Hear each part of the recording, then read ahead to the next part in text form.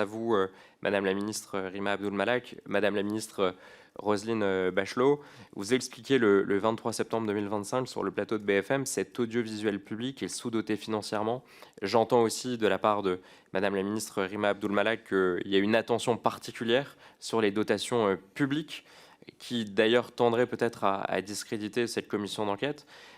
Cette commission d'enquête, elle a révélé, je pense, de nombreux dysfonctionnements de l'audiovisuel public. Je vous en citer quelques-uns qui ont choqué les Français.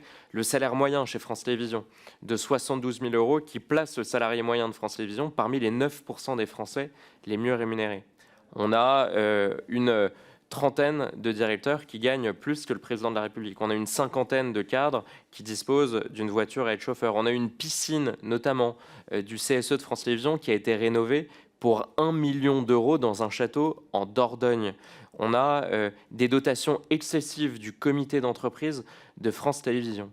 Derrière, quand on compare avec le groupe TF1, on voit par exemple que le coût de grille est 2 fois moindre que celui de France Télévisions et pourtant les audiences sont au moins équivalentes. Le problème, selon vous, est-ce que c'est cette commission d'enquête? Est-ce qu'elle n'est pas légitime? Ou est-ce que c'est que les dotations publiques accordées par les Français ne sont pas en adéquation avec les résultats fournis par France Télévisions?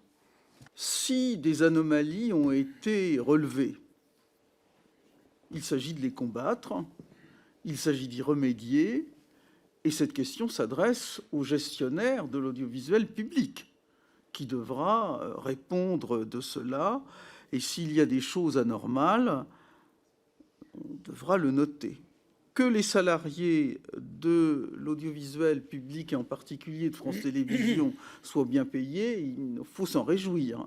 Ce sont des métiers de création, ce sont des métiers d'élaboration, et quand on regarde certains salaires de l'audiovisuel public, ils sont souvent bien inférieurs à ceux de l'audiovisuel privé. Le patron de TF1 a un salaire qui est 3 fois supérieur à celui de Madame Ernotte.